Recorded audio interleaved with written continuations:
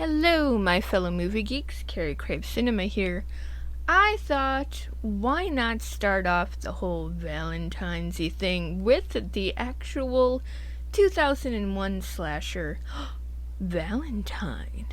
I thought that it would be perfectly fitting, and this is by far one of my favorite slasher films. Yes, it was done in the 2000s, where people seem to think that the slashers around that time were quite hokey, and they also loved. Sorry, my voice went out there for a second. For some reason, a lot of slashers loved copycatting a little bit of the Scream craze back in that time, and some were successful and some not so much. And in my opinion, this one was one of the most successful, or the more successful. In my opinion. That's just me, because I think this movie is a banger, and everything about it, like as we go through this movie, I will just tell you that this movie from start to finish, it's just gold. We're talking from the characters, from the story, the music, the atmosphere, everything is just perfection to me. And I love the opening, I love the ending, it's all brilliant. Anyway, let's just get on to it, because I am excited to watch this movie with y'all. Yes, I said y'all, there we go. Anywho, I'm a dum-dum. I actually own this movie on DVD, but I am in fact renting it because then I can be in my bedroom and I can be comfy cozy. But yeah, I do in fact own this, but I decided to rent it. You can rent it on Amazon, like I just did, like a dum-dum. Anyway, we're gonna stop. I am going to count down if that's what you guys want. So press pause if you need to get anything, if you need a little restroomy break. Do what you need to do, and then press play, and then we can watch this together and enjoy it together. Alright, done with my rambling. Let's count it down. 3, 2, 1, press play. Yeah, buddy. I love how even this is red. I remember when this first came out, I begged my parents to rent this for me, because back in the day there was a thing called pay-per-view, and you had to pay for it.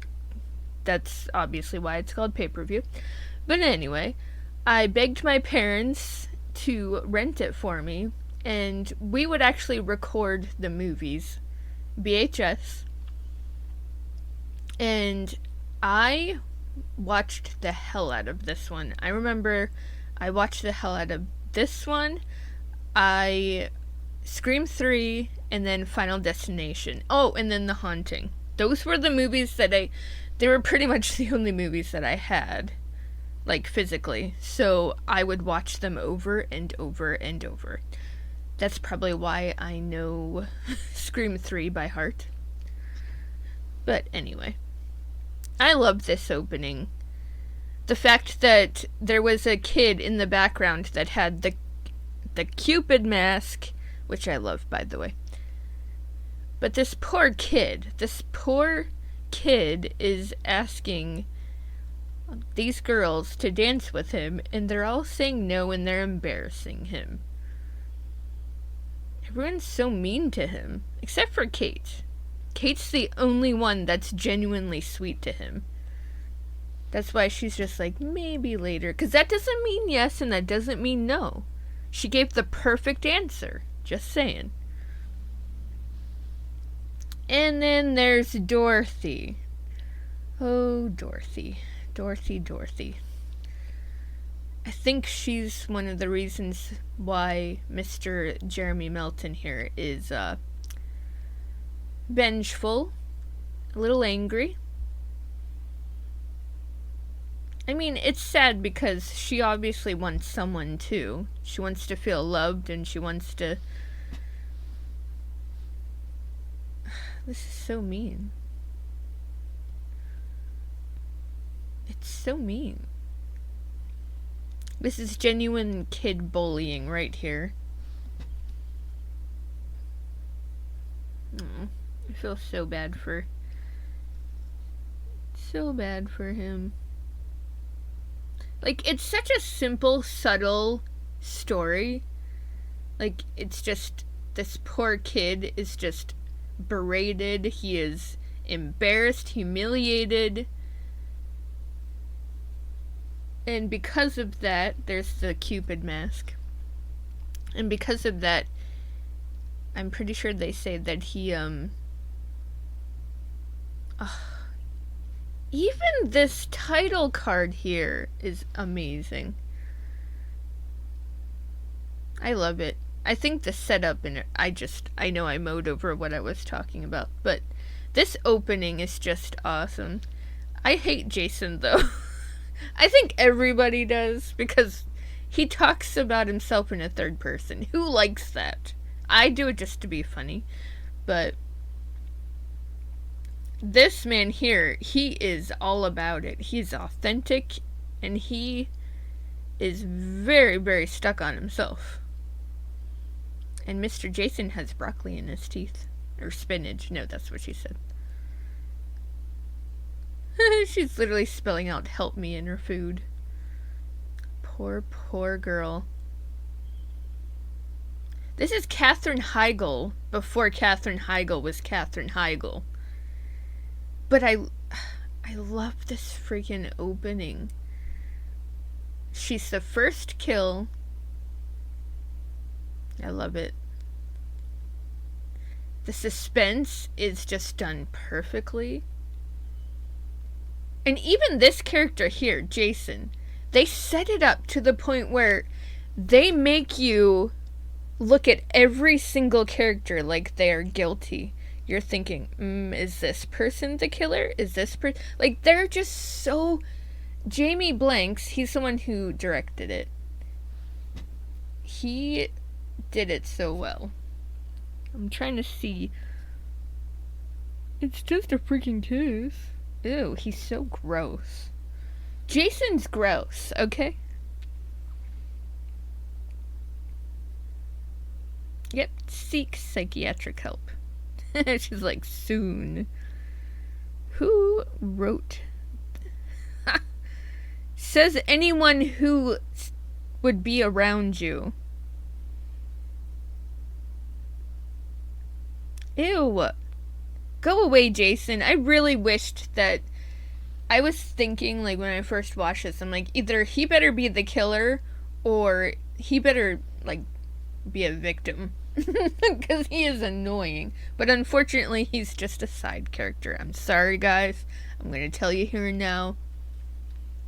He's a side character that's just meant to be a red herring and annoying. Ew. Anyway, let's look up Wikipedia. Valentine is a 2001 slasher film directed by Jamie Blanks. And let me remind you, Jamie Blanks is very vocal on Twitter. And every February, I love how passionate he is about talking about his love for this movie. He's so proud of it, as well he should. But I love how proud he is, and he talks about this movie every year, and he talks about how much of a gem. I love that he's proud of his work. I love that he's proud of something, and this is something worth being proud of. Because for this being probably his first movie, I mean, it's something to be very proud of. Anyway. Loosely based on the novel of the same title by Tom Savage. Ooh, I gotta look that up. Why didn't I see that or know that before? The film follows a group of women in San Francisco who are stalked by a killer, wearing a Cupid mask in the days leading up to Valentine's Day. Yes, this opening right here. Yes, I'm going back and forth. I know, I am all over the damn place. But anyway, I love this setup here. She's all by herself in seclusion. She's just studying for her, what was it, her exam or something. It's something college related. And then this jump scare, this cheap jump scare here. I like how she says sorry, even though he scared the shit out of her too. And I love the fact that this guy here, he points out the fact that she's gonna be all alone. That just makes it more suspenseful. Think about it. The fact that now we know she's about to be alone, and you know something's about to happen. That just makes it creepier, and they set everything up so perfectly. Jamie did so good with that, with the directing of this. She probably thinks that card's from that guy. Yeah, that is very creepy.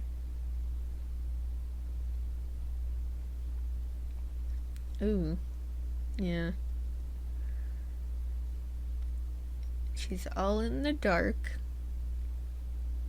Now she's going back to her dead body that she has to slice and dice. Because obviously she's a medical student. They did all of this so fucking perfectly. And the fact that this part I am a tad bit confused on. Did he not have anything on under his coat, like the Cupid boy? Like, the fact that he's breathing right there. And there's the cadaver. Now, let's see. Okay, she looks back, because the cadaver's a distraction. So then he gets off the table. Now, did he take all of his damn clothes off? Because they showed his stomach. So did he take all of his... He must only have that coat. Because when you see him, when you see Mr. Cupid Boy, we're going to call him that for now. We know who he is, but we'll call him Cupid Boy. Or if do you want me to call him JM? I can call him JM if you'd like. Anyway, I want to call him Cupid Boy, though. But, Mr. Cupid Boy, it looks like he has pants on, and then the coat thing, this black coat. So I'm wondering he must have just has the coat and then pants. But you don't hear him running away, though, either. So did he not have shoes on either? He just, like, runs away barefoot? Like, he ran pretty damn fucking fast then, didn't he? That's the only flaw.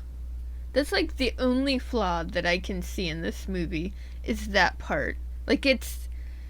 Like, the idea of it is perfect. Okay, here's Cupid Boy.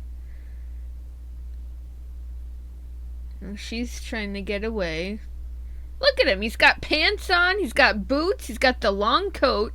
So he must not have anything under the coat. It must just be the coat. Like, this is so simple, like, what he's wearing. But it's so perfect. Because the fact that it's all black. And this part, I'm sorry, call me morbid, but this is one of... This is one of my favorite, like, death scenes ever. The fact that he just goes down the line. Because I remember the first time that I watched this. And I'm like, oh my god, where the fuck is she?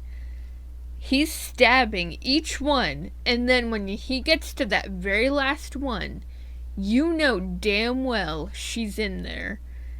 Oh! And then you're like, oh my god, she's fucked. She can't go anywhere.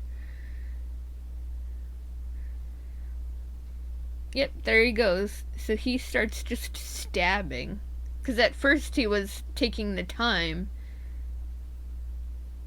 to unzip the body bags, but now he's just at the point where he's like, I'm just gonna start stabbing.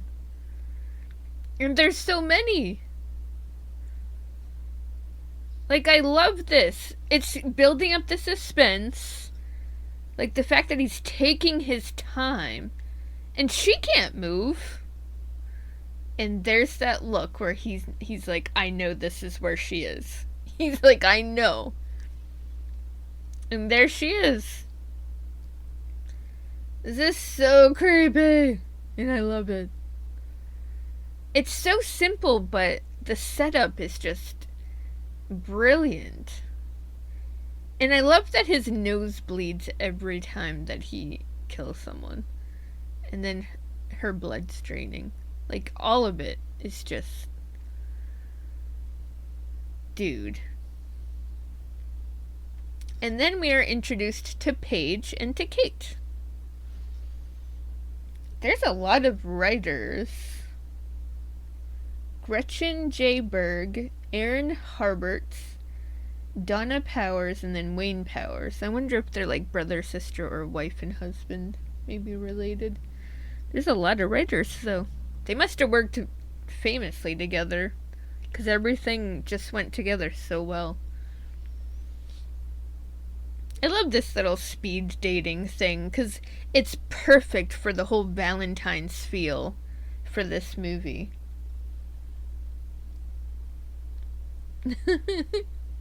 She's justifying her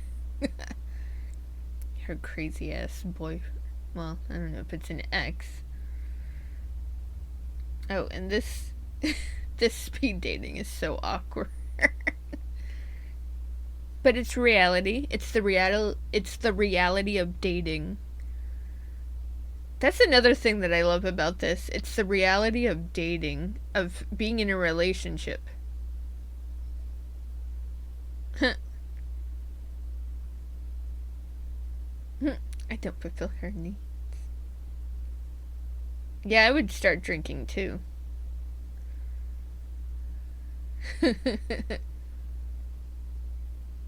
Ew, get out of here, man. Oh boy. No. Get the Bible hugger away. She just wants him to talk. He's too shy.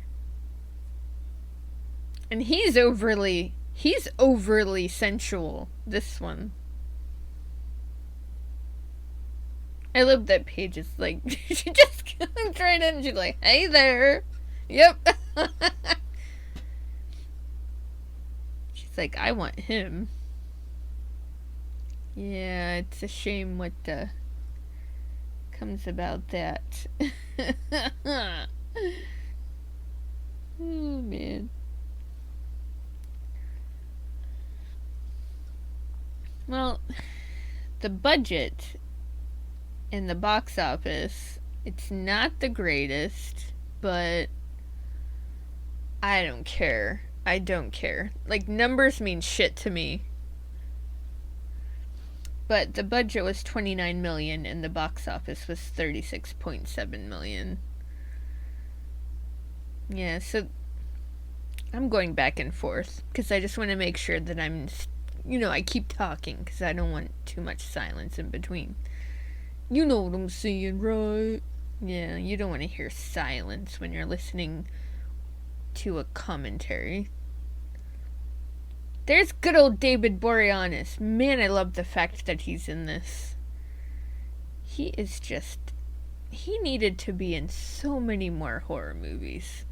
He did great in this.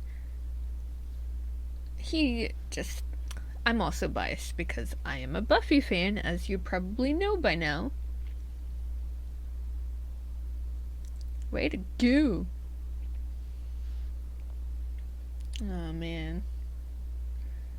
Released theatrically on February 2nd, 2001, the film was critically panned, with critics deeming it too similar to 1980s slasher films.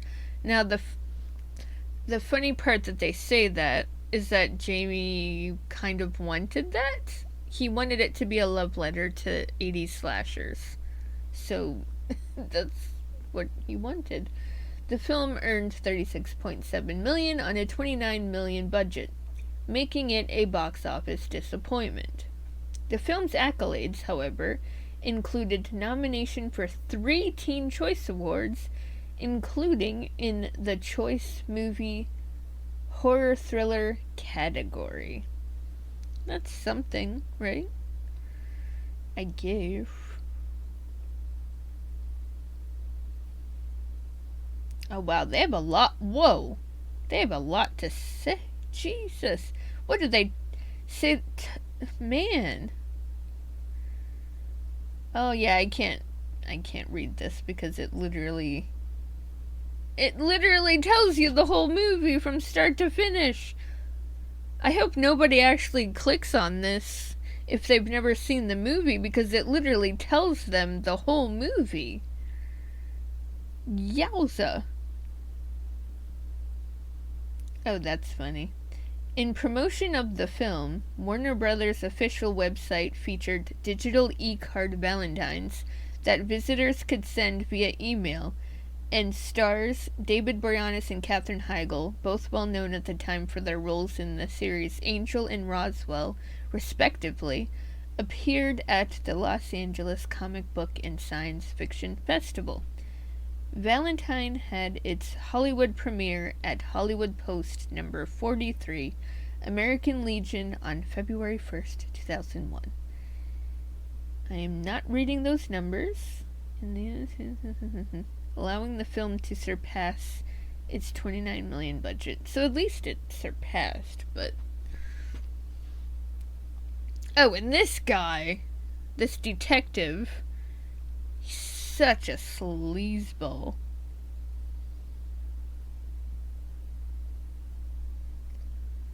Let's see. Critical reception. Oh, before I start reading that. Whoa! Hang on. Sorry, the earbud just popped out of my damn ear. That was my fault because I moved. My bad.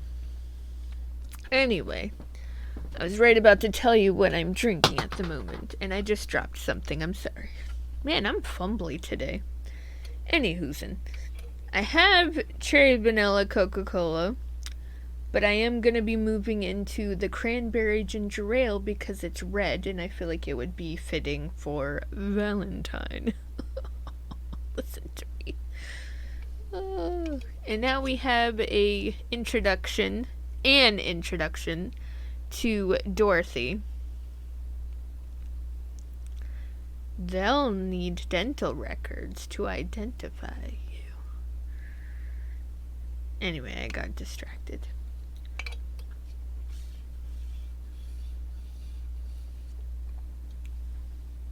Campbell. Yeah, so the introduction to Campbell as well. I love that they have all of these characters, and they are basically all in the lineup of, is this person the killer? They do it so freaking well. Yeah, this guy is just oh my god, he is a scumbag. He's just a scumbag. He's using Dorothy. Dorothy thinks that there's something between them. He is just that type of person that when he feels like he can walk all over someone, he takes that chance, and without even thinking twice, he takes advantage.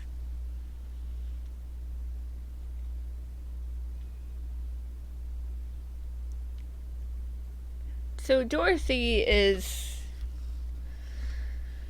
in my opinion, there's a debate.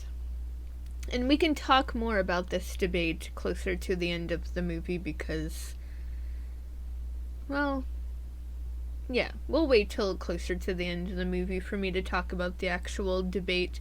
But there's a lot to Dorothy's character, in my opinion, because it just makes you wonder, was she framed, or was she actually avenging her own? If she had her own revenge plot. Just makes you wonder. It really does, because it could go many ways. I love that the ending to this movie is very open-ended.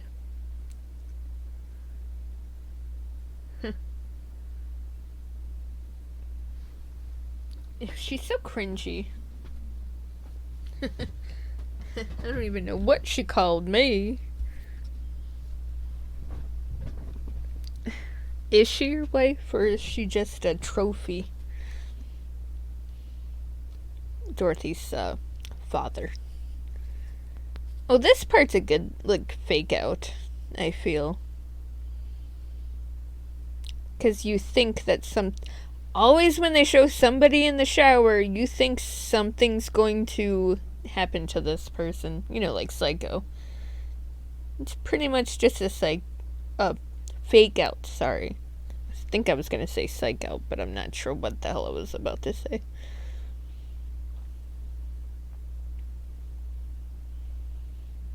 It's a very good fake out, I'd have to say. Tell you one thing, I wouldn't walk around with shampoo in my damn hair.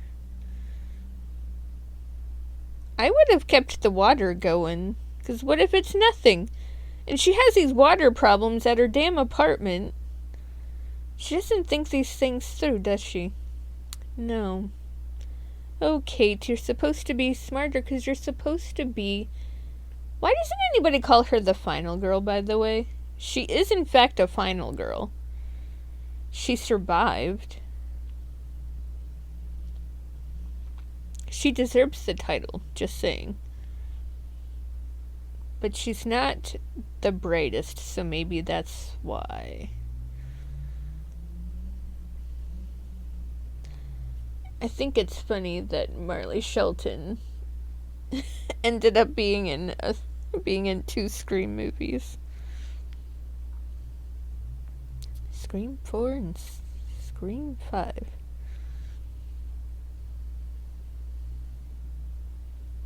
Why the hell was the iron on?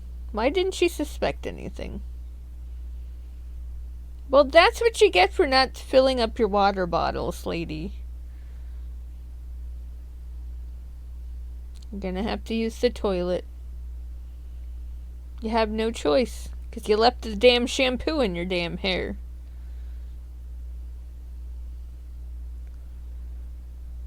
Well...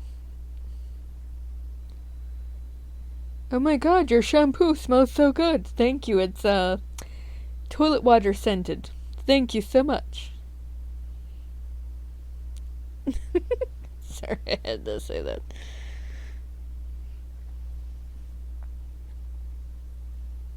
Anyway, shall we read some of the critical reception?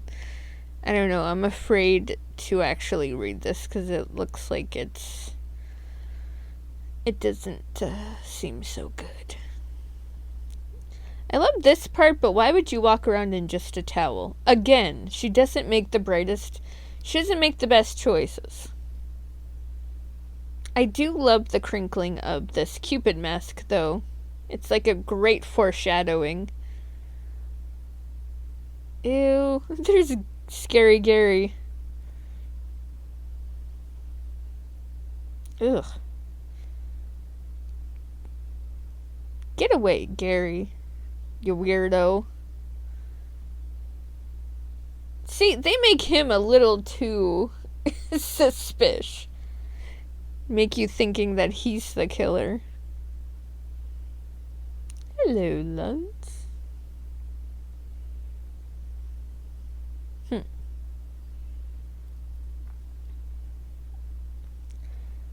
Yeah, she's kind of bored with him already. I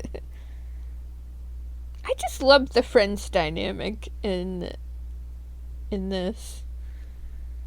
What is her name again? There's Paige. Lily. Isn't her name Lily? I'm pretty sure her name's Lily. I love her attitude.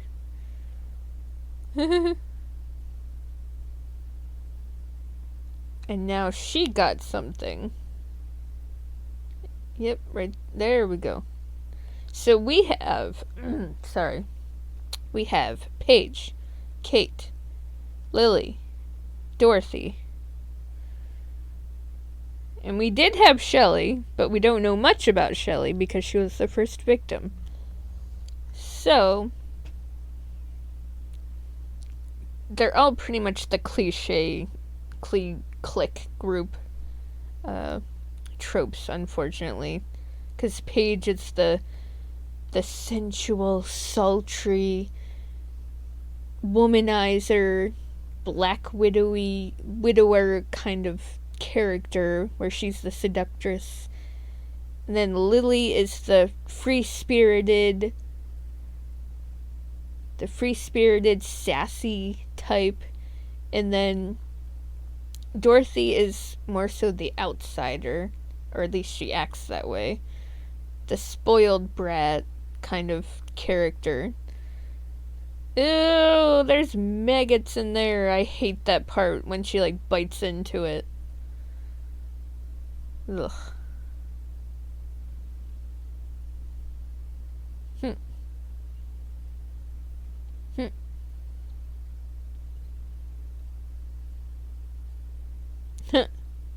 That's a weird ass name, but okay.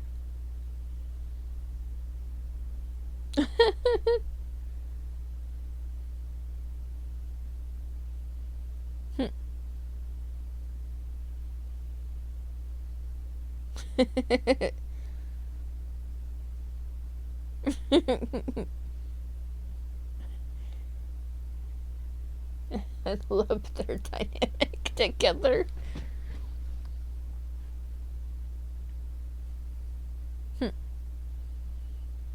Yeah. All I know is that was gross. Oh, she says nasty. Well, what the heck is orange juice gonna do for you? Ew. Oh, so, yeah. So, Dorothy is she's the outsider type. I'm trying to think of the right way, because I feel like she has so many layers to her. And then we have Kate. She's considered the main character. Like, I feel like they zone in on her a little bit more than the others. Oh, there's Creepy Max. I think he's just a predator. I'm sorry, but that's how I view him. What a creep. He's a predator. Anyway. Yeah. Kate is... I'm trying to think of the right way to describe Kate. She wants to see the best in everybody. She's sweet, she's down to earth, she's supposed to be the girl next door type. Yes. That's how I view her. Anyway. Critical reception. On Rotten Tomatoes, the film holds an approval rating of 11% based on 79 reviews, with an average rating... This is boring. Okay, the website's critics' consensus reads, Valentine is basically a formulaic throwback to conventional pre-Scream slasher flicks. Critics say it doesn't offer enough suspense or scares to justify its addition to the genre. Bullshit. Bullshit. Metacritic, which uses a weighted average, assigned the film a score of 18 out of 100. The fuck is wrong with these people? Based on 17 critics indicating overwhelming dislike. Audiences polled by Cinema Score gave the film an average grade of D+ on an A+ to F scale. Again, bullshit.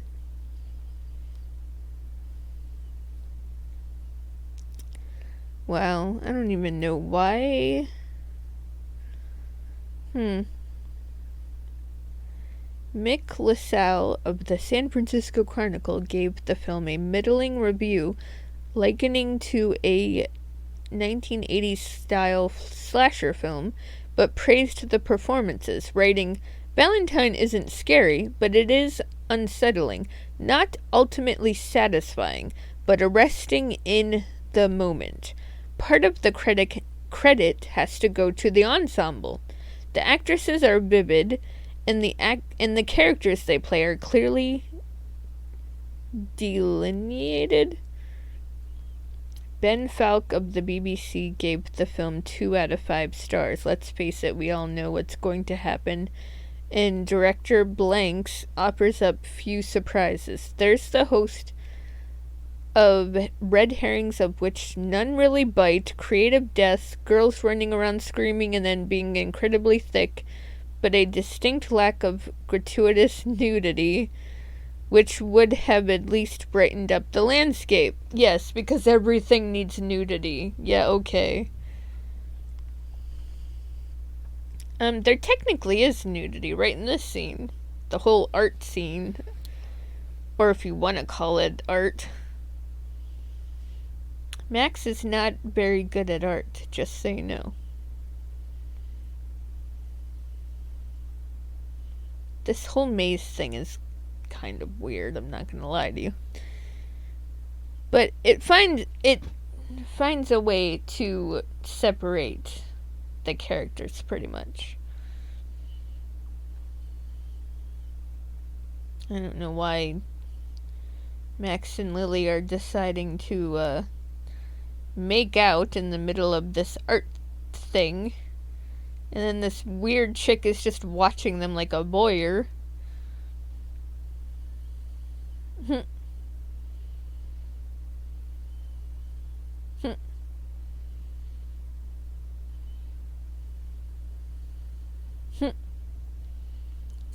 Yeah, he's a predator. I don't like that guy. I don't get why they have. That's the only thing. That half of these guys in here are freaking douchemongers and nothing happens to them. Jason should have been a victim. Max should have been a victim. At least Scary Gary, you know.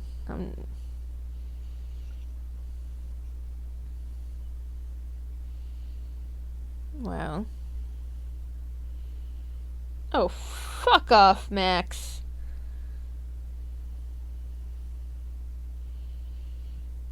I'm so lonely. I'm so lonely. This maze thing is so weird.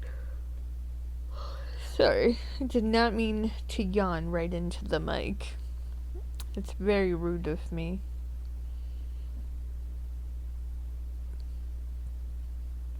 Okay, now it's becoming stalker because it's like, don't walk away from me.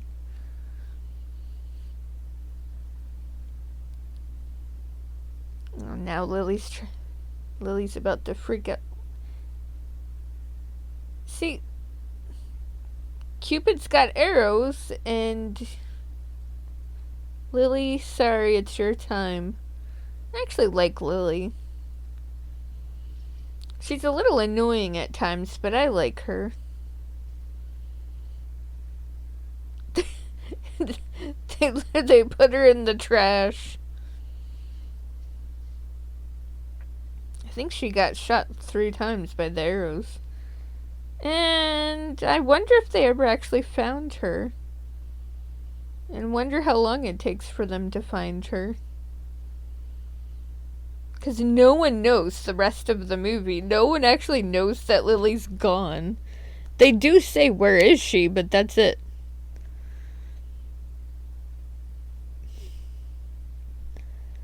Oh, and may I say that the soundtrack for this movie is on point.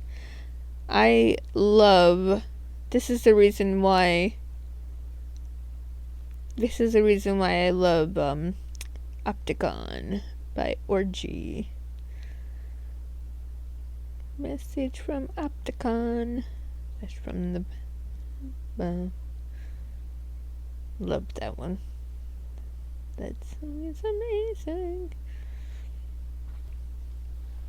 I don't know. I don't know if there's going to be any fun facts that I can feel.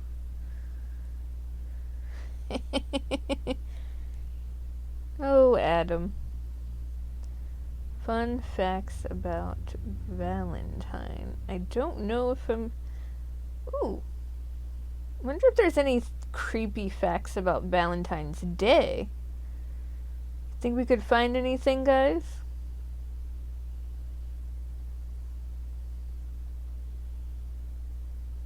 Let's see. Oh, wow. Okay, I did in fact find some things. Coolio. Okay. At a cost of $10 million, this is the cheapest film to ever have a Super Bowl spot. Cool. I love that. David Boreanaz shot his entire character role in less than 2 weeks. That makes sense, because I feel like they don't actually show him that much. Like, if we're talking actual runtime, like with just him, there's not a lot. Not really. There was a lot of talk about restoring the trimmed kills and releasing a director's cut, but unfortunately, it's all been from fans, and Warner Brothers has not shown any interest in releasing an extended cut. Oh my god, I would love that! I would love that. Oh my god, I would have fucking loved that. Alright, well, during the original casting process, Tara Reid, who previously appeared in Jamie Blanks' other film, Urban Legend, played Dorothy Wheeler, now played by Jessica Capshaw. Oh, so she was gonna try to play Dorothy. Yeah, I don't think she would have played a very good Dorothy, in my opinion. And Jennifer Love Hewitt was going to play as Paige. Wow. Okay, I'm seeing some similarities. There is a character in here. I can't help it now. I cannot help it. The dipstick that is trying to get at Dorothy Campbell. I can't help but to think, Nev Campbell? And then I just found out that Paige's last name is Prescott, as in Sidney Prescott. Just saying. Anyway. Huh. The stunt double for Denise Richards received multiple cuts during the scene where she's thrown into the hot tub from the jet nozzles. Oh. Poor girl. If he could do it all over again, Jamie Blanks said he would cut back on the cheap scares and broad humor in the film. I could totally see that.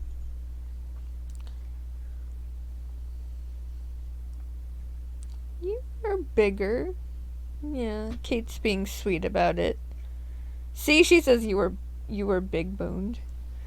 They're being nice about it. And she wasn't, and you were not fat, okay? You were not fat, Dorothy. Just saying.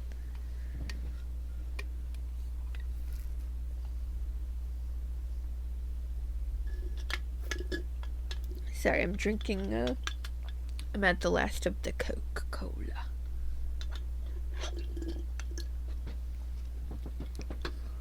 Yeah, I don't know about that, Paige. I just don't know. Anyway, we got some more. I'm kind of excited about this. I didn't know about this stuff. Okay. Jessica Caulfield? Who the hell is... Oh, she's the one who plays as Lily. Jessica Caulfield remarks that her favorite scenes to film were her on-screen boyfriend Johnny Whitworth. While most actors get exhausted filming kissing scenes after several takes, Caulfield said she had no such issue because Whitworth was a great kisser. Oh, that's funny that they work together in real life. That's funny. We're with her on screen. Oh, maybe they weren't. Maybe I read that wrong. Jessica Caulfield remarks that her favorite scenes to film were with her on-screen boyfriend, Johnny Whitworth. Okay, I read that wrong. But she said that she didn't mind shooting it numerous times because he was a good kisser. And Marley Shelton being able to kiss David Boreanaz here. Can I say she's kind of lucky? David Boreanaz is a gorgeous man, let's be honest here. Anyway, the role of Lily Voigt was expanded to suit the talents of Jessica Caulfield.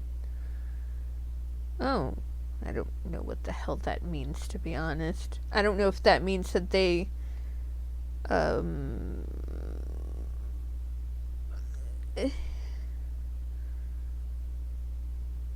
they showed Lily more because of Jessica Caulfield? I'm wondering if that's what that means. Anyway, in one scene, Kate tells Dorothy that her boyfriend Adam Carr is no angel. This is, of course, referring to Boreanaz's hit TV series, Angel. That's hilarious. I didn't even think about that. Oh, I'm a goober. I didn't even think about that. Ooh, didn't know this one. Luke Wilson and Jeremy Sisto were considered for the role of Adam Carr. No. Just no. Okay, I can't see anyone else playing him except for David Boreanaz. Just saying. One of the very few trailers for a theatrical film to feature a female narrator. Ooh, I didn't even realize that. I need to watch the trailer again because now I want to. Oh, wow. Why didn't I even think about that? Then again, I don't watch the trailer, so. What do you know about that guy? Anyway, we got more. I'm excited about this. He's like, yeah, I know, I've seen his work. Because he's not a very good artist. He's just not. We're going to switch these straws here, and we're going to put it into the... Come on. Get it in the hole. There we go. I know you guys are thinking, what the hell is she talking about?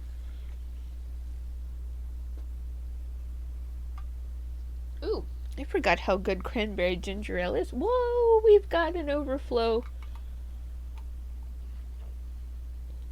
We're bubbling over, folks. Okay, I think we're good now. Oh, shit. You know you get shenanigans here. Oh, great. Oh, no. Oh, no. Okay. And now we're getting all the questioning here. Who cares if it's an exclusive gym? Douchebags are douchebags. No matter what.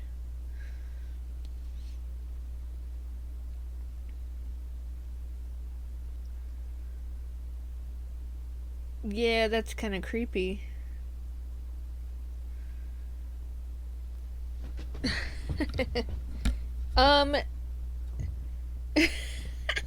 Paige is like, you don't have to be bitchy. Believe it or not, I think Paige is actually my favorite character. I feel like I would have liked Shelley too, but we won't know, will we? The only reason why I don't say Kate is because I just feel like she's shoved down our throats in saying, like, she's the main character, she's the main character, she's the main character. But she's not relatable enough for her to actually be the main character. I mean, I just wanted more from her, is all. She's too goody-goody for me. She's just too goody-goody for me. That's why I like Paige. Paige is She's the rebel. I like that she's the rebel. It just sucks what freaking happens to her. And I love what she does to Brian. Oh man, is that classic. That's epic. Oh man.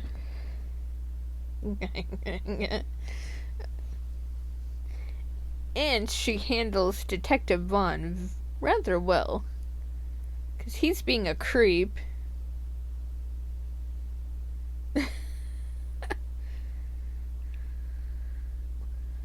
Okay, I'm starting to see a pattern here. There is a lot of creepy ass guys in this movie.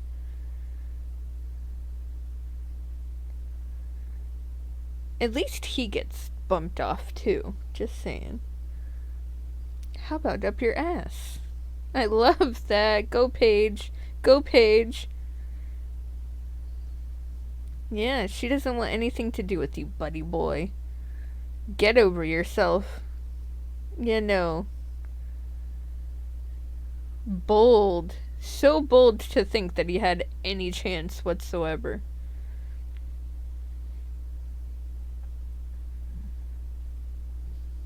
We got some more, folks. Oh, the yellow glass against the mask. That was awesome. And then we got creepy, scary Gary here. Trying on some pantyhose. He deserved it. Yeah, we already know you're not well. Man, he got you good.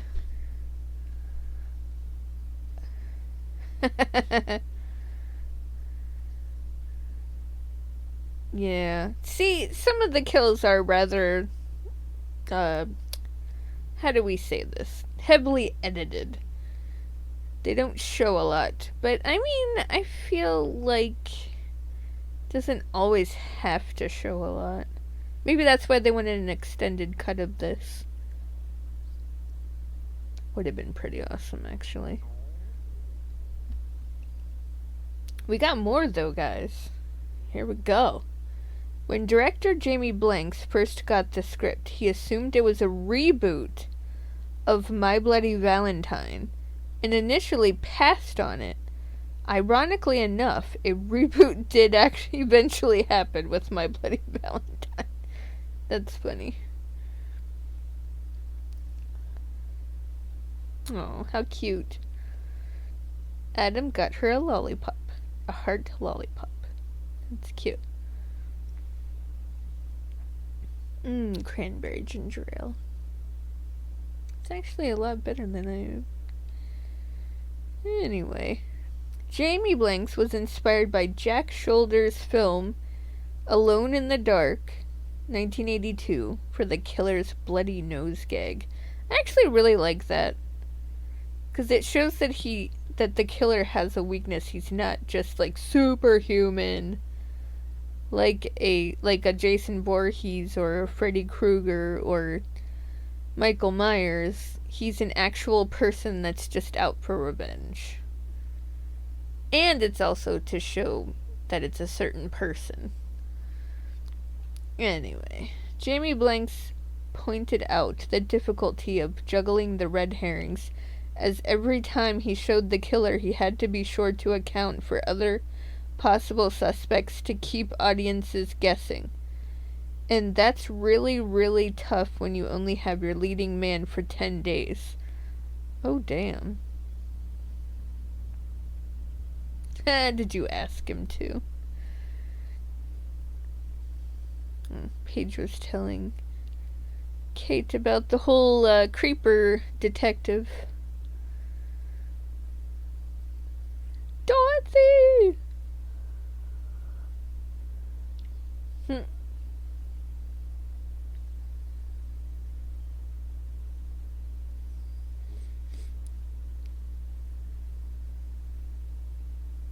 Who cares?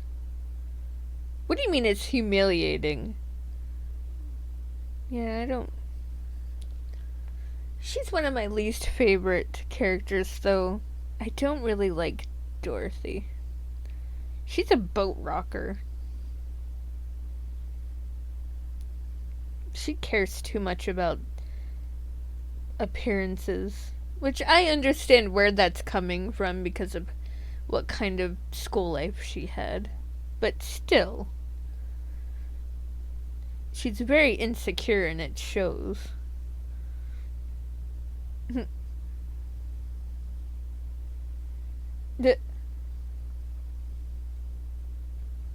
Anyway, we got more. Marley Shelton discovered while filming the speed dating scene that she was allergic to synthetic wool, which is the material her scarf was made of, making the scene agonizing for her to film. Oh wow. Couldn't she have taken off the scarf? Or was it like one of those things that once you're allergic to it, you already have the damage is done type of thing? Oy, okay. The studio was originally considering Jared Leto for the role of Adam. Ooh, that would have been intriguing. Man! Who had starred in Blank's previous film, Urban Legend. Hell yeah, he did. Before going with David Boreanaz instead. Still curious how that would have been. But anyway. Jamie Blanks tried to avoid overly referential dialogue so as not to compete with the likes of Scream, but he couldn't resist having Kate refer to Adam by saying he's no angel. I love that. The language that Benita speaks in the scene with Jessica Capshaw is Cantonese. Oh, okay. Oh, this scene's awkward as fuck, by the way. Dorothy and Campbell. The fact that he can't even perform. This is just so awkward. It just goes to show that he doesn't want her. It's obvious! It's obvious! It's in front of your face, Dorothy. Oh my god.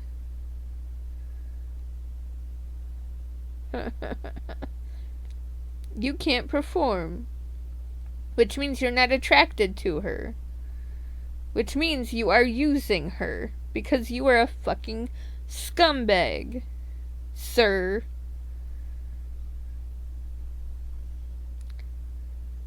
Look at him. See, he didn't even want to shower with her. He just says, oh, no, it's my turn. Oh, wait. Oh, the gift thing. Never mind. It's still stupid, though.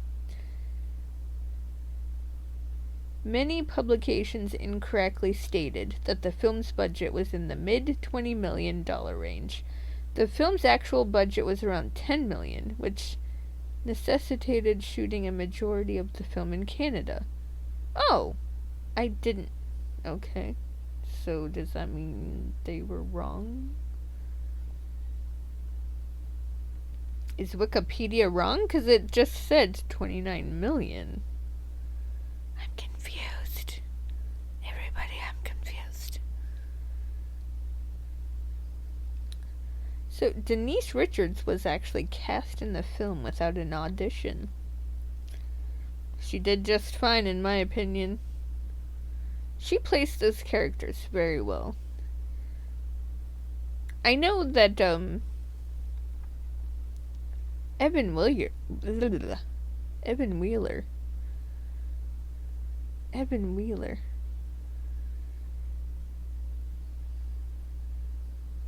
Isn't that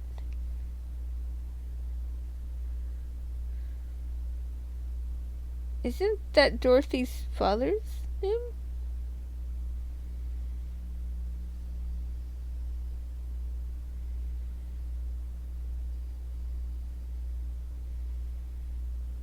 He's such a disgusting human being. What a disgusting human being.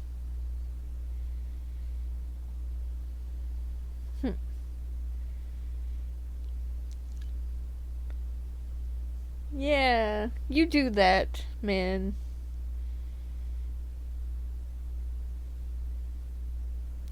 You deserve it, you fucking disgusting piece of vile garbage.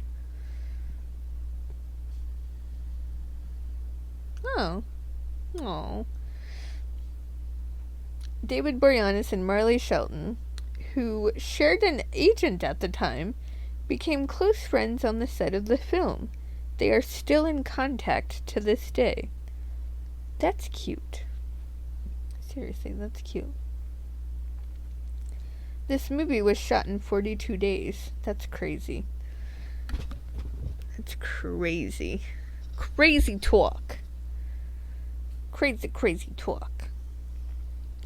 The film is credited as being based on Tom Savage's novel, but producer Dylan Sellers optioned it solely for the title. Dylan saw the title, liked the title, and said, "I don't want to make that story. I want to make something else." So what the hell?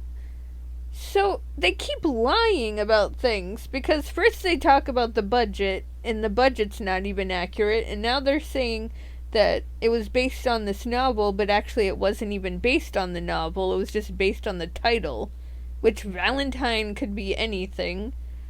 It's not like it's one of those titles that's so unique, it's just Valentine.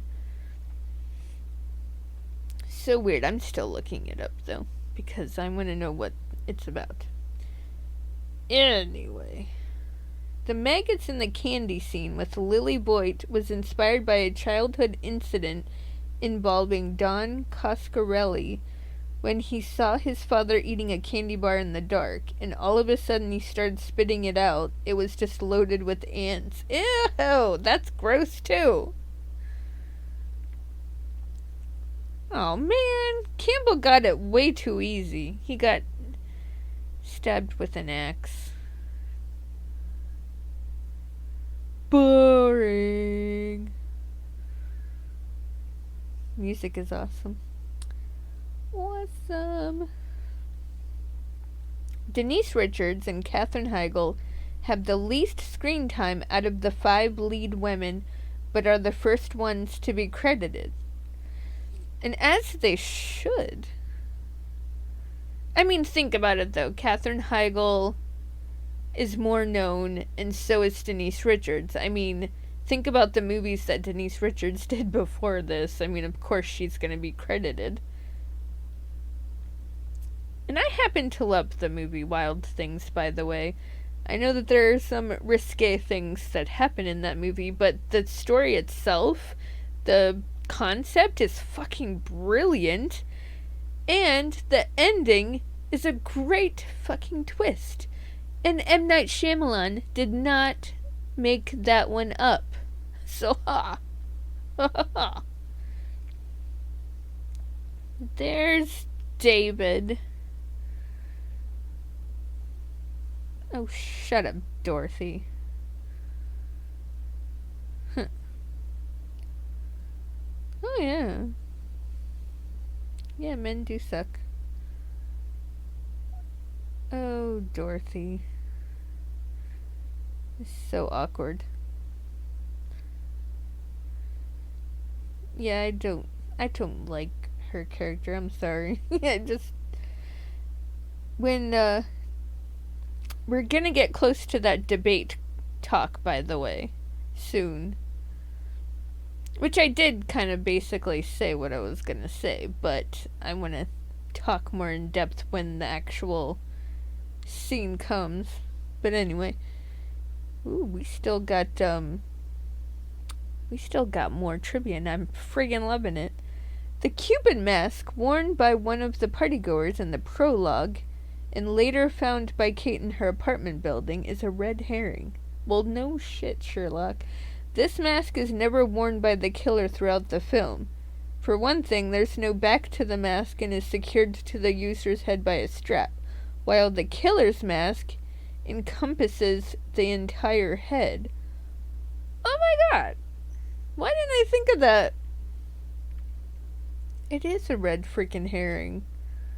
Huh. They blew my mind. Well, it's definitely inspired by, so there you go. Oh no. Uh-oh. Katherine Heigl has disowned the film, claiming that she hates it. She didn't read the whole script before accepting her role. only the scenes containing her character. In a 2005 magazine interview, she said she regretted the decision to appear in the film after seeing the final cut of the film. What? But you have like one of the best opening scenes ever.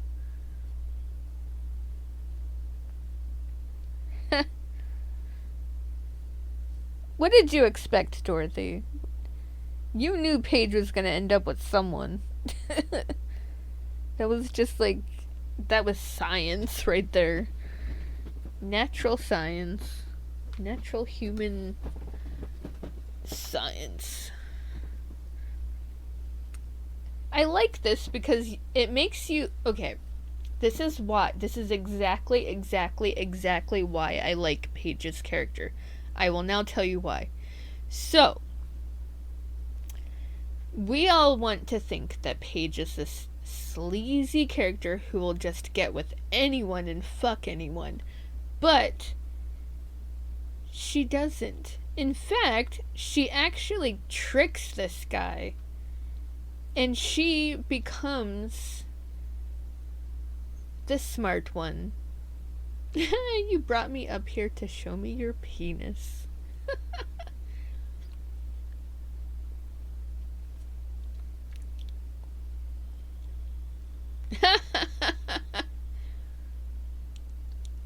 There are so many sleazy fucking guys in this movie. There are so many. I can't even count them on one hand. Like, it's like almost every other scene. All of the guys are fucking douchebags. Oh my god, there's so many. Detective Bond, Max, Jason, Brian. Am I missing any? I feel like I am. Oh, Campbell. Campbell's a huge one. Yeah, I love the fact that they're making us all think that Paige is a slutty character, but she does in fact have... She has integrity. She may be the seductress, she may be the sultry one, but she's also very smart. She's not going to take shit from just anybody.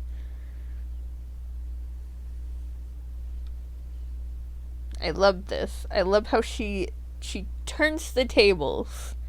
That is exactly why I love her character.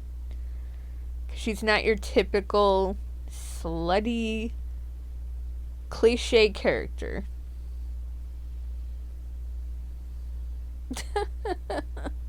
Oh, you're funny, Brian. You're so funny. Oh, Jesus. Ugh. The opening cadaver that is being dissected by Katherine Heigl is played by a producer's assistant named Chad. You know, I'm starting to feel like pop-up video that was on VH1. That's right. You said wax it. So therefore, she waxed it. It just sucks so bad. It sucks so bad that she did something so smart like that, and then she ends up dying in the next, like, scene or two. But she has such a great death, though. Oh, she has such a great death.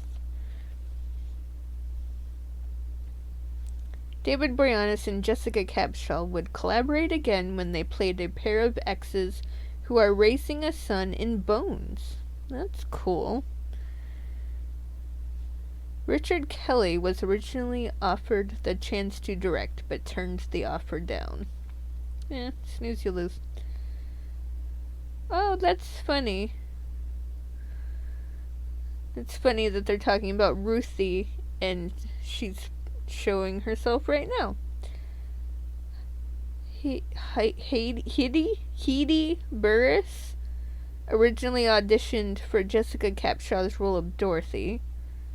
Jessica Caulfield originally auditioned for Denise Richards' role of Paige. Well, it's all swirled around. Why didn't Max become one of the victims? Ew. Ew! Max, go away. Freaking predator. Ugh.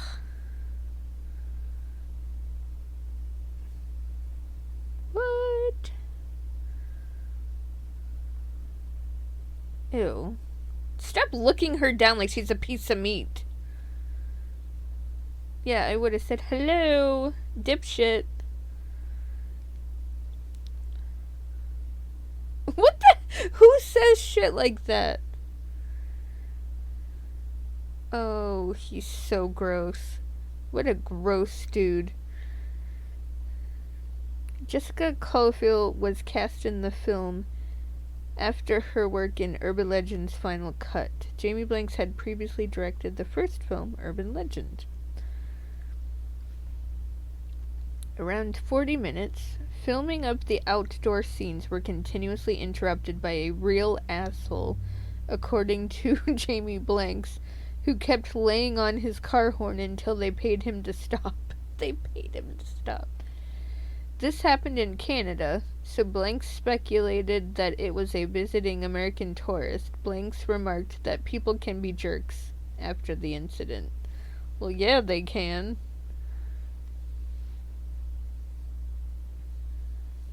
Well, that would have been kind of cool. Jamie Blanks wanted Rebecca Gayheart to play one of the women, but despite their shared urban legend experience, she turned me down because she didn't want to be typecast in horror movies and only be known as a scream queen. Ironically enough, she'd go on to star in Santa's Sleigh. It is what it is. This room is very red. Oh, nice. Cupid. Dude, why did he fuck the... Oh my god, I was about to say... I don't know what I was about to say. What the hell, Carey? I was about to say, why did he fuck the maid? Oh my god, no. What the hell is in my brain? Dude. Okay. Apparently this is Carey Uncensored. I meant to say... Why did Mr. Cupid Boy kill the maid? That's what I meant to say. Oh my god. Where the hell was my mind? This is a pretty cool chase scene. See? At least we get a chase scene here. We don't get those that much nowadays. We don't get these cool chase scenes. I love chase scenes because it builds the suspense. You don't know when it's going to happen. You don't know if they're gonna be smart and get out of it, which we all know that normally doesn't happen unless if you're the main character.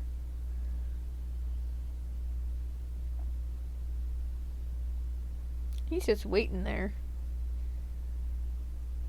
That is true, though. The mask, I think, goes all the way over his head, right?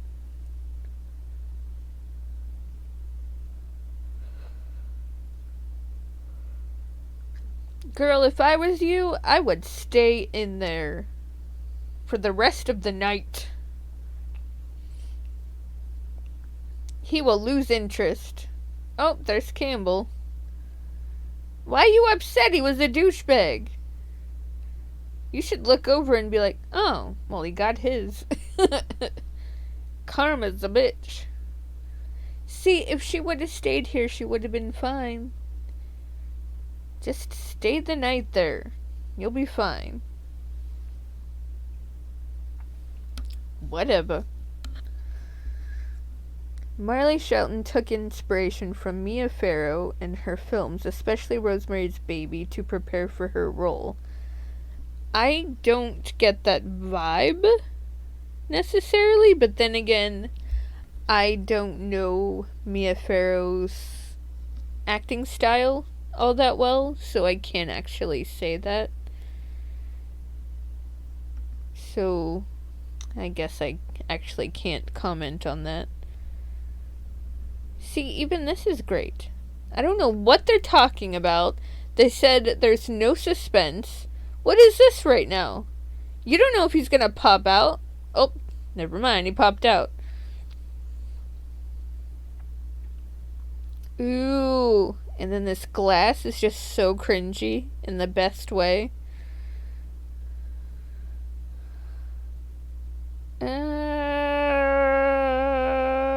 Ow. There she goes. Say goodbye to Ruthie. She just wanted her shit back. That's all. She just wanted her shit back. Anyway.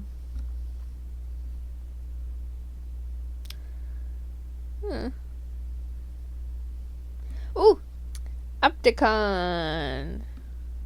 Guess what you're out of time. Message from Opticon. Yeah.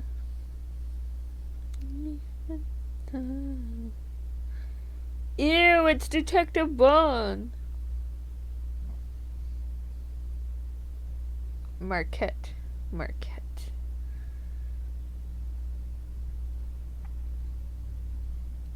Oh boy. See, at least he said something smart, although he's dumb. He said stay in groups. Yep. They got nothing. He could be anywhere. He could be like the wind. And he gave in and he's drinking. Oh boy. Are you? Ooh. Yeah, see, this is the reason why I don't care for her character that much. Her going back to Adam with him having the alcohol issue just makes her look so freaking weak and so vulnerable that just doesn't resonate well as a final girl. Yes, it makes her human, but it just makes her look so weak. And at the end, when she's like saved by him, or at least she thinks she's saved by him, it just makes her look so damsel-esque and too weak, and that is not what a final girl is. So maybe that's why people don't consider her as a final girl, because she doesn't have the qualities. Maybe she's just a character that just survived by chance. Because she wasn't necessarily in the line of fire of actually getting killed. Because I don't think Adam actually ever wanted to kill her. Because think about it. Back then when he was a kid, she didn't do shit to him. She was the only nice one to him. And I think he wanted to just eliminate the other people so that he could have Kate to himself. That's what I think. He probably just thought that the others were gonna get into her head, so he decided to eliminate them. Ooh, and here's the...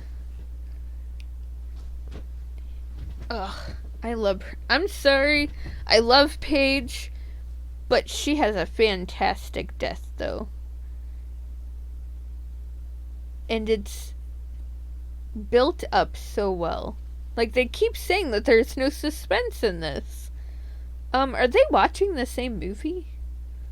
Because there is definitely suspense. Does somebody want to be my Valentine? I said it even before the subtitles came up. How sad am I? I know all the guys that see this movie, they're like, oh my god, Denise Richards, she's so hot. Ooh, bikini, so hot. Well, I like her as the character. She's way smarter than what she leads on. And that's what I like about her. She's against the odds, she underestimates. Nope, I'm pretty sure Brian's probably still tied up in he's got a dick candle. probably dealing with his dick candle right now.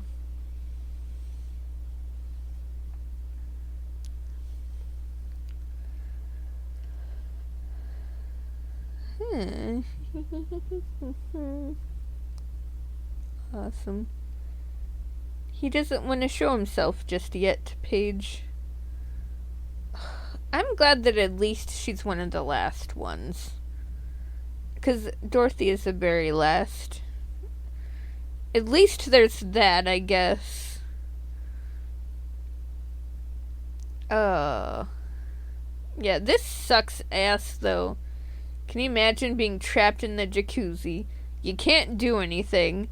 Then he takes out this friggin' drill. Oh my god. Like, it's... And there's his note. Why does... Man, he needs to get that checked out, man. Yeah, she can't go anywhere, so she's kind of screwed. He's just playing cat and mouse with her. I mean, she's trying to be smart, but there's only so much that she can do. She can't do anything. She's trapped. She's kind of fucked. Yeah, there goes her arm, or her shoulder. And then he just says, fuck it, I'm done with this game.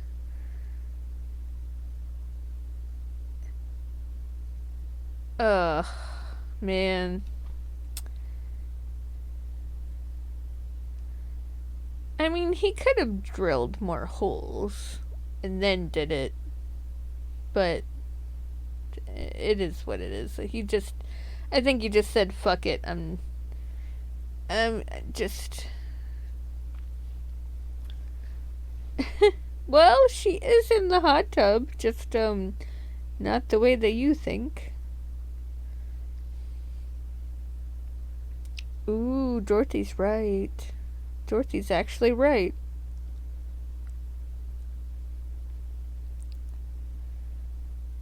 I just don't like her character.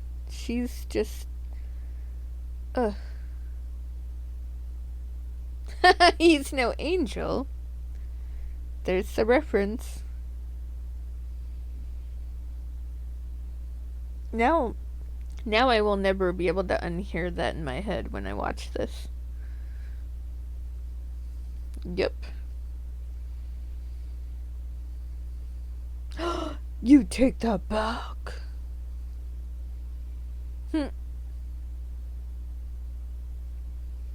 Just tell her that she's annoying and call it a day.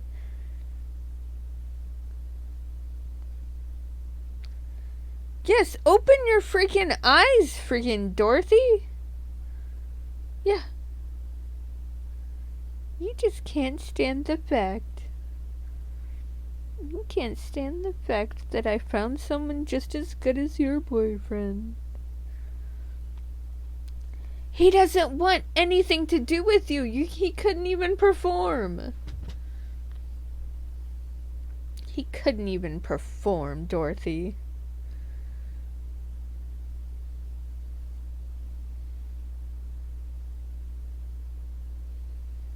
Oh, this is sad. I mean, she's stuck in the past. Yeah, well, if only that wasn't the last thing that you said to her before you went. Oh, you dumb bitch.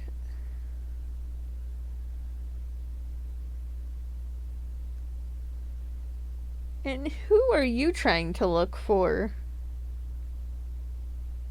Did you just leave your purse just randomly on a table somewhere? Oh my. She did not. I hope she did not. You're right.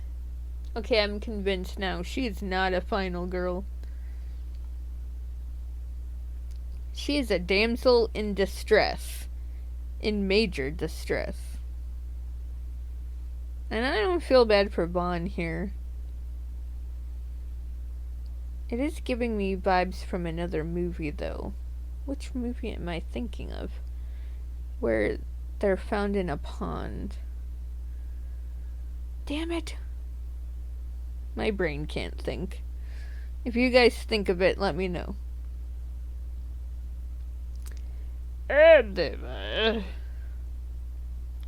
Despite the fact the film is called Valentine and is set during that time, the film wasn't released theatrically in the director's home country, Australia, until May of 2001. Jamie Blanks had wanted cinematographer Rick Boda for Urban Legend, but the timing didn't work out, so he again asked for him on this film. The studio told him that Boda had actually been in pitching to direct the film, but Blanks convinced him to shoot the film with him instead. Boda went on to make his debut with Hellraiser Hellseeker.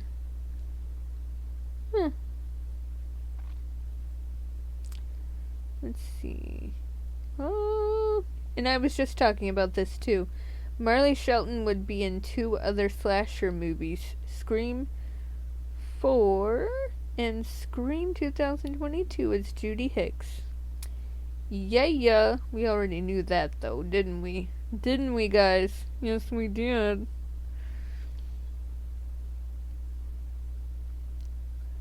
The killer's mask was the result of a process we termed masturbation.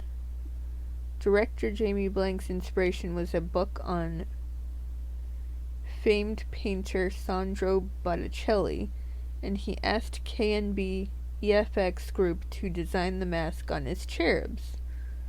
It has an almost canvas-like texture, which is a bit more visible on the Blu-ray.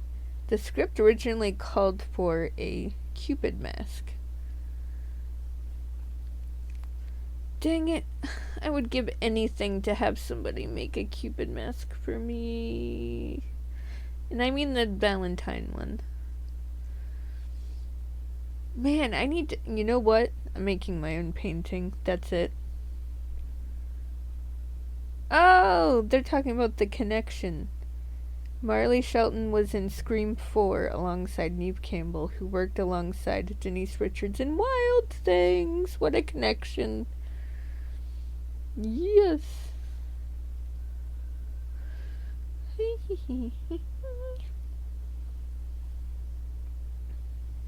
The original script delves more into Jeremy's predicament.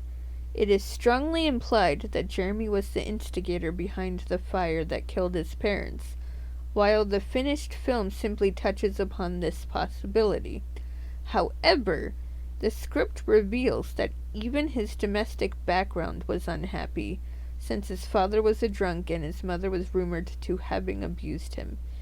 Even after his treatment as a juvenile delinquent, Jeremy kept having trouble with the law and therefore spent more years in various clinics. That's a cool little...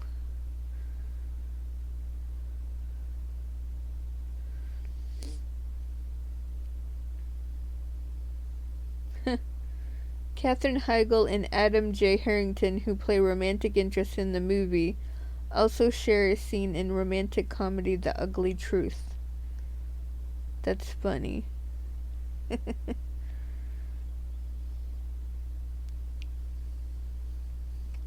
The Five Friends.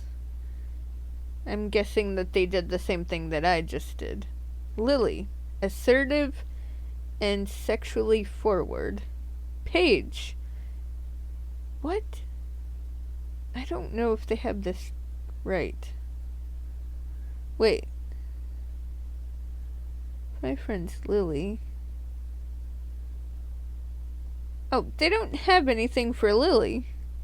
Because assertive and sexually forward is Paige, nervous and insecure Dorothy, level-headed and kind-hearted Kate, and neutral, brainy brunette Shelley. So they don't even have anything for Lily.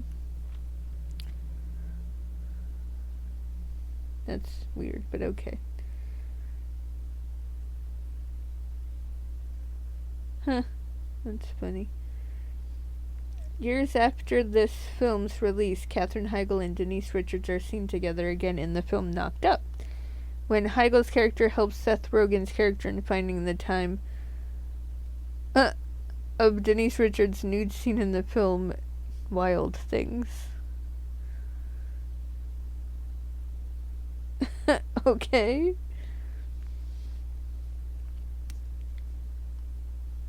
Huh.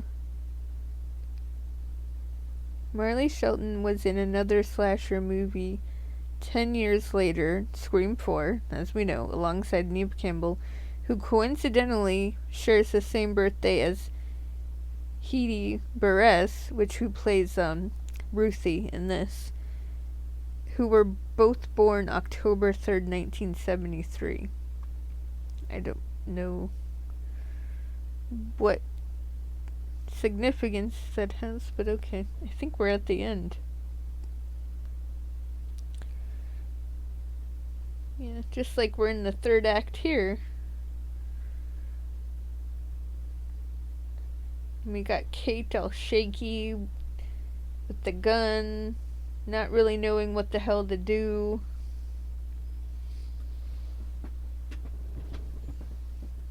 I don't know, she looks too nervous to me to be a final girl. That's just me, my observation. I will tell you one thing. I love how open-ended this ending is. But we're not there yet. Don't worry. She's walking up the stairs. Walking up the stairs. It's so odd how the walls are plaid. I don't think I've ever really seen that. Have I ever seen plaid walls before? It's a very interesting choice, I must say. Oh, okay, so the mask does go all the way over the head. Okay, so we are now about to land at the debate. Because Kate is about to lift the mask, and it is going to reveal that it's Dorothy. Now, having her,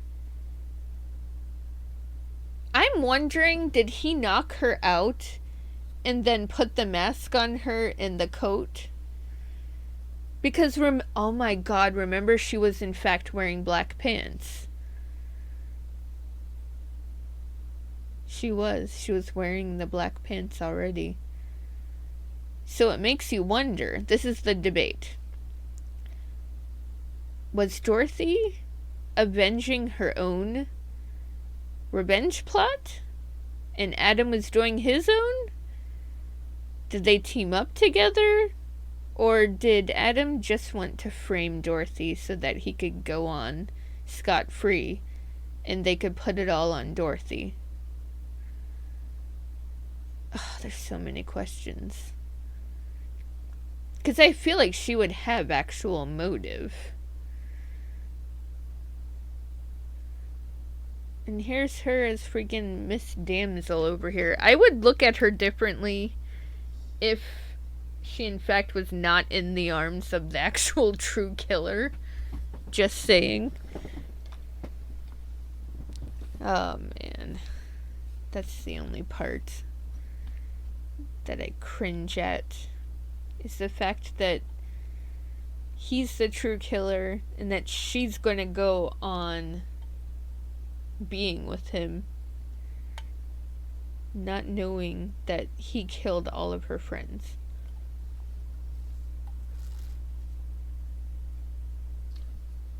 Damn, this cranberry ginger ale is good. Damn. Do you really not understand? Because it could go either way. I mean, Jeremy picked the perfect person to pin it on. Because she has just as many reasons to do it as much as he does. Just saying. Were you, though? Were you her friends, though? Did you actually really truly understand her? See, that's also bothersome. She's apologizing to him. And then she says, I love you. Ugh. It's all cringy at this point. I'm sorry. Once you know the truth, it's all cringy.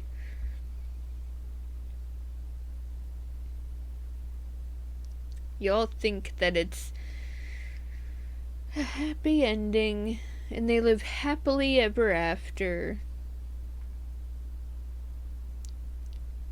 And then you get the blood on her face.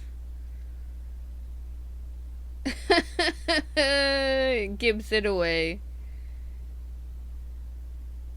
Now I'm wondering, because it just had a scream, was that a reference to Scream? I like this song.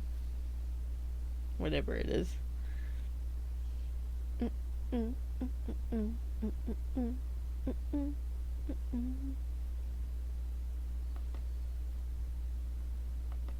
Okay.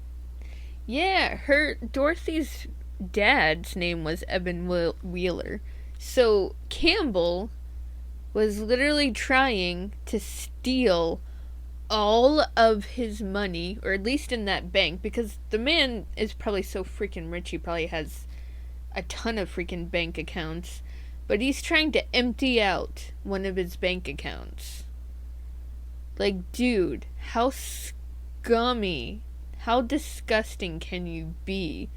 And so easy, Dorothy let him in. You have to wonder, though, did she know, and was she the one that killed Campbell? Because think about it. Think of it this way. This is why I have a debate with Dorothy, or about Dorothy. Because think about this. Was there a side revenge plot? Because why would Adam need to kill Campbell or Ruthie? There would be no reason. There would be no reason at all. There would be a reason for him to kill Gary, because he knows that he creeps on Kate. So that would make sense. And then, I mean, it could go either way for Paige Shelley. Well, those I could see Jeremy killing, because it's revenge, because they kept saying no to him, and they humiliated him. So that I can understand. But Jeremy would have absolutely no reason whatsoever to kill the maid. Dorothy would have a reason. Think about it, because the maid always undermined Dorothy. Oh my god, I just had this epiphany right now. So maybe Jeremy just had an opportunity, because he probably saw her in the costume and just thought, dude, this is too perfect. Or maybe he found out that she was killing too and knocked her out and then put I don't know. That part I have to think more on. But think about it, though. Jeremy has no reason whatsoever to kill the maid, Campbell, or Ruthie. So you just have to wonder, was Dorothy doing her own side plot killing? I'm sorry, but I feel deep in my gut, and I wish I could ask Jamie this. Maybe I'll try to find him on Twitter and ask him about it. Did Dorothy have a freaking side plot revenge? Oh, my mind is blown. Okay, I've talked way too much now. I still love this movie. I will always love this movie. I don't care what the critics say. I don't care what the numbers say. I don't care. I know in my heart I enjoy this movie. I love this movie. Is it cringy at times? Yes. But most horror movies are in one way or another. The logic isn't always sensical. I made that up, but you know what I mean. It doesn't always make sense. So, with that being said, I'm leaving it there. Man, I love that it says suspense, horror, mysterious, ominous. Sorry, I had to say that. I'm gonna stop talking now. Leave some comments in the comments section telling me your favorite characters, your favorite scenes, favorite deaths, whatever you want to talk about. Favorite song in the soundtrack. Do what you gotta do. Just let's talk some Valentine, because I freaking love this movie. Anyway, this is Carey Craves Cinema. Stay geeky for movies, my friends. Oh, and P.S. You will always be my Valentine.